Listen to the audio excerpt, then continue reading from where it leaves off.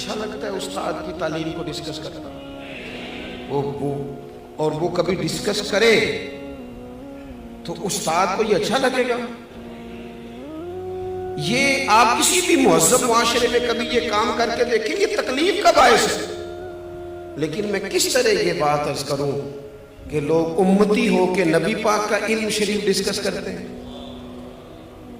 وہ لے کے بیٹھے ہیں اپنے پاس کاغذ قلم اور لے کے بیٹھے ہیں حدود اربع کہ ہم بتائیں گے اتنا تھا اتنا نہیں تھا۔ یہ شکوک پیدا کیے گئے، شکوک کمزور کرنے کی کوشش کی گئی تاکہ کسی طریقے سے جتنی چیزیں آج دنیا میں لانچ کی گئی ہیں یہ صرف شکوک پیدا کرنے کے لیے، تاکہ خالی ذہن لوگوں کے دلوں میں آپ مانے نہ مانے۔ میں جتنے لوگوں سے ملتا ہوں میں تجربے سے کہہ سکتا ہوں کہ ایک بڑا طبقہ ایسا ہے جسے صرف مشکوک بنایا گیا ہے، جسے صرف ڈسٹرب کیا گیا ہے ذہنی طور پر۔ وہ لوگ جو بڑے محبت سے بڑے شوق سے کوئی درود شریف پڑھ رہے تھے، انہیں آگے کہا گیا یہ والا تو پڑھنا ہی نہیں چاہیے، وہ کب سے پڑھ رہا تھا، مشکوک کرنے کی سازش کی گئی۔ اسی طرح سے ایک بندہ مرزا غلام قادیانی، اچھا اعلیٰ حضرت نے جہاں بھی لکھا ہے غلام احمد قادیانی نہیں لکھا، مرزا غلام قادیانی بس، اس کو تیار کیا گیا۔ آپ دیکھیں کیسا بیوقوف آدمی لانچ کیا گیا مارکیٹ میں۔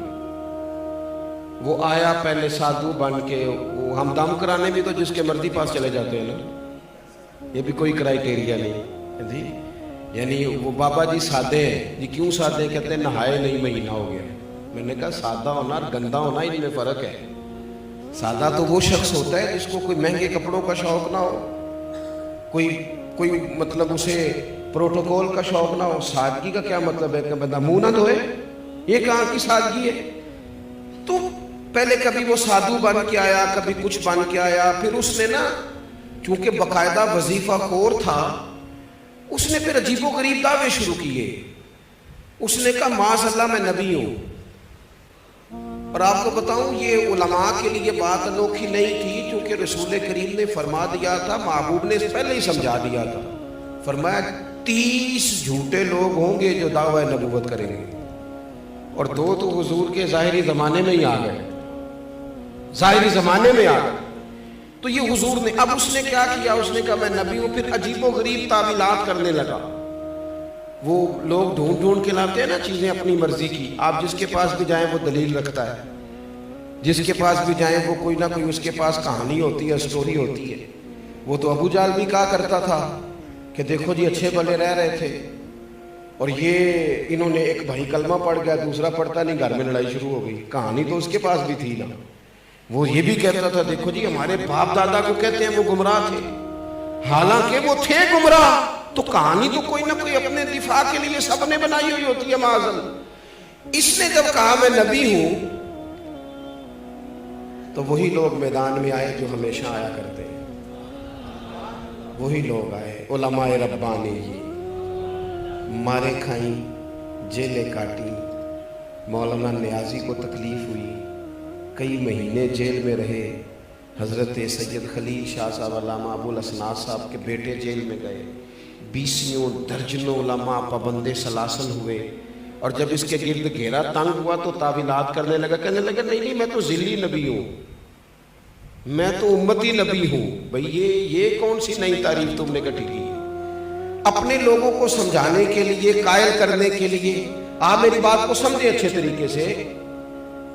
ایک بڑی عجیب بات ہے دنیا کے اندر کہ لوگ کہتے ہیں یار یہ تو ان کے گھر کا آدمی ہے، یہ گھر کا آدمی آ کے یہ بات کہہ رہا ہے تو یہ تو نہیں غلط کہہ رہا ہوگا۔ ان لوگوں نے یہ کیا کہ اسلام کا لبادہ اوڑھ کے جب یہ کہنا شروع کر دیا نا کہ حضور آخری نبی نہیں، معاذ اللہ، تو انہوں نے ایک دروازہ کھولنا چاہا، ایک نیا شک پیدا کرنا چاہا۔ وہ جو امت حضور سے وابستہ ہو گئی تھی پوری طرح، ان کے ذہنوں کو منتشر کرنا چاہا، ایک نیا دروازہ، تاکہ جس کا جی چاہے وہ اندر آ جائے، جس کا جی چاہے وہ اندر آ جائے۔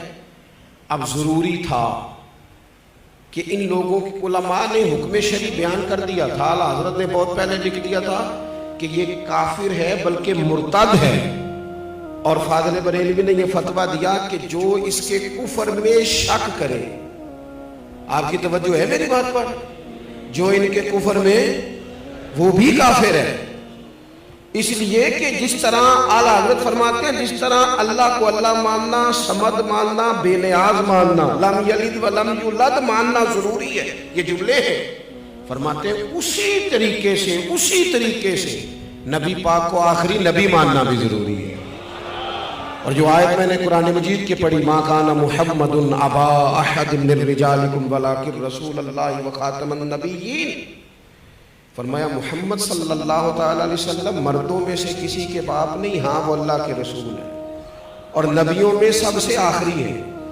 اور آپ کو درجنوں اور سینکڑوں احادیث ملے گی، کسی میں وضاحت کے ساتھ اور کسی میں کنایے کے ساتھ، اور حضور نے نا باریک کر کے مسئلہ ختم نبوت بیان کیا، کہیں شک نہ پیدا ہو جائے، باریک کر کے کسی جگہ شک نہ پیدا ہو، یعنی ذرا بھی گنجائش نہیں دی، ذرا بھی۔ فرمایا میرے بعد اگر نبی ہوتے تو عمر بن خطاب ہوتے، اور ساتھ ہی فرما دیا ہوں میں آخری نبی، میرے بعد ہوگا کوئی بھی نہیں۔ یہاں تک بھی اگر بات ہو جاتی تو سمجھ میں آتی تھی، لیکن وہ جو اگر کوئی تھوڑی سی گنجائش نکالنا چاہے تو بند کیا وہ دروازہ۔ نبی پاک علیہ السلام نے حضرت مولا علی شیر خدا سے فرمایا تم میرے لیے اسی طرح ہو جس طرح حضرت موسیٰ علیہ السلام کے ساتھ حضرت ہارون علیہ السلام ان کے بھائی تھے، کیونکہ حضرت ہارون بھی نبی تھے، حضرت موسیٰ بھی نبی تھے۔ اب محبوب کریم نے اس دروازے کو فوراً بند کیا۔ یہاں تک بھی بات ہو جاتی تو امت سمجھ جاتی کہ یہ بھائی بھائی کی تمثیل ہے۔ حضور نے ایک اور مقام پہ بھی کہا لی میرے بھائی ہیں دنیا اور آخرت میں، لیکن حضور نے انہیں کہا ہے، انہوں نے نہیں کہا نبی پاک کو کہ بھائی ہیں، انہوں نے جب بھی کہا یا رسول اللہ ہی کہا ہے۔ نبی پاک صلی اللہ تعالیٰ علیہ وآلہ وسلم نے کہا میرے لیے علی اسی طرح ہے جس طرح حضرت موسیٰ کے لیے ہارون تھے، لیکن ساتھ ہی پھر وضاحت کی، فرمایا یہ یاد رکھنا میرے بعد نبی کوئی نہیں۔ یعنی یہاں کوئی آدمی اگر یہ تعویل کرنے کی کوشش بھی کرے کہ دیکھو کیا بیان ہو رہا ہے، تو وضاحت کی، اور درجنوں جگہ پہ محبوب پاک علیہ السلام نے اس کی مکمل وضاحت کی، مکمل۔ اب مرزا قادیانی جب میدان میں آ گیا تو یہ جو ہمارے ہوتے ہیں نا سیاسی زعماء، یہ جو لوگ جو پارٹیاں الیکشن میں آتی ہیں،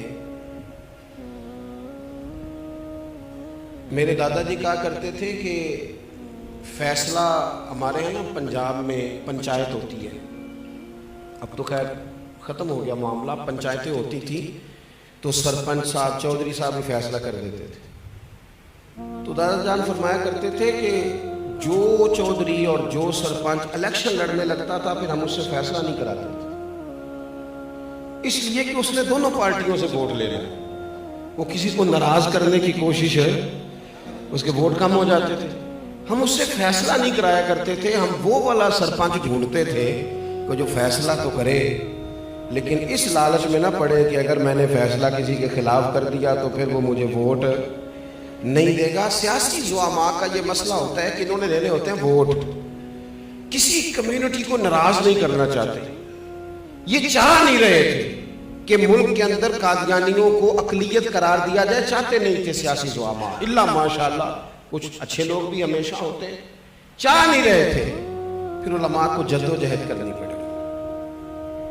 میں چھوٹا ورکر ہوں دین کا، شاید جتنے لوگ کام کر رہے ہیں ان سے سب سے چھوٹا میں ہوں، اور یہ عاجزی کے طور پر نہیں کہتا، میرا یہ حسن ظن ہے کہ میں نے زندگی میں بڑے بڑے مخلص لوگ دیکھے ہیں، جب ان کا کام ہم دیکھتے ہیں تو محسوس ہوتا ہے کہ واقعی ہم لوگ کمزور ہیں، ہمیں بہت کام کرنا چاہیے۔ آج بڑے وسائل ہیں، اپنی بات پہنچانا بڑا آسان ہے، لیکن جب پلٹ کے وہ زمانہ دیکھتے ہیں نا جب یہ مشترکہ تھا، ہندوستان پاکستان حکومت انگریز کی تھی اور قادیانی کے خلاف تحریک چلانی تھی، تو کتنی جد و جہد کرنی پڑی اعلیٰ حضرت فاضل بریلوی، کتنی کوشش کرنی پڑی پیر جماعت علی شاہ صاحب کو، اور شہزادے ہیں حضور غوث پاک کے پیر میرے علی شاہ صاحب۔